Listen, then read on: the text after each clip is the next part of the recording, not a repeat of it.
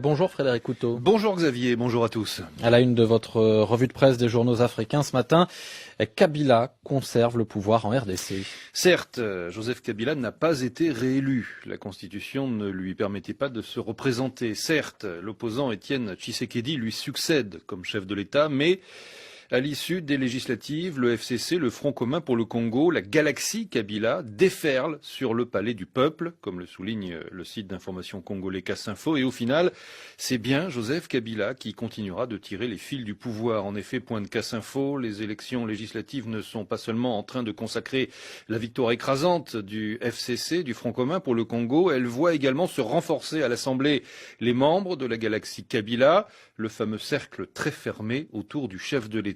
Tous ses proches, en effet, ont été réélus ou bien élus et désormais, relève encore Casse-Info, la majorité présidentielle est prête à travailler avec le nouveau président élu, Félix Tshisekedi. Ce véritable raz-de-marée consacre donc la domination du pouvoir actuel dans le futur exécutif, en particulier dans la nomination du Premier ministre. On s'oriente donc sans doute vers une cohabitation en RDC. Et finalement, relève le pays, au Burkina, Joseph Kabila est parti tout en restant. Joseph Kabila et ses partisans ont en effet réussi le tour de force, voire le miracle, de demeurer, malgré leur déculotté, à la présidentielle, la première force politique du pays.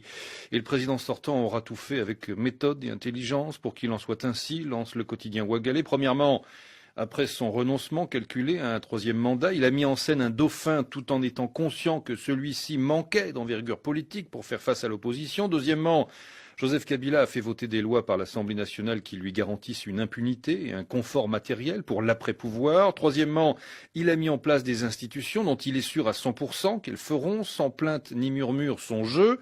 Le quatrième acte de Joseph Kabila, allant dans le sens du contrôle de l'alternance, a consisté à jouer la carte de Félix Tshisekedi, relève encore le pays, car il savait que ce fils à papa ne pouvait pas porter une alternance susceptible d'exercer un droit d'inventaire digne de ce nom, c'est-à-dire de nature à faire disparaître au grand jour tous les actes bas de sa gouvernance. Bref, Kabila, conclut le quotidien Ouagali, a tout fait pour que Tshisekedi lui succède, puisque cela ne représente aucun danger pour lui. RDC et à la fin, c'est Kabila qui gagne, renchérit Africarabia. Le camp Kabila garde donc la haute main sur l'Assemblée nationale, qui désignera le prochain Premier ministre, mais aussi sur les provinces et sur le Sénat, où l'ancien président et désormais sénateur à vie pourrait en prendre la présidence et devenir de facto le deuxième personnage de l'État. Une position avantageuse en cas de vacance du pouvoir. Forcé à la cohabitation, la marge de manœuvre du futur président Félix Tshisekedi sera très étroite, relève encore Africarabia. Une présidence sous surveillance, cornaquée par un Premier ministre sans doute issu du camp pro-Kabila et un Sénat présidé par Joseph Kabila en personne. Avec la mainmise sur les deux chambres, les pro-Kabila pourront ainsi avoir la possibilité de modifier à leur guise la Constitution. Si on rajoute à cela le contrôle de la majorité des provinces, à travers les gouverneurs, la Kabylie maintient son parfait contrôle sur les institutions et sur les territoires congolais.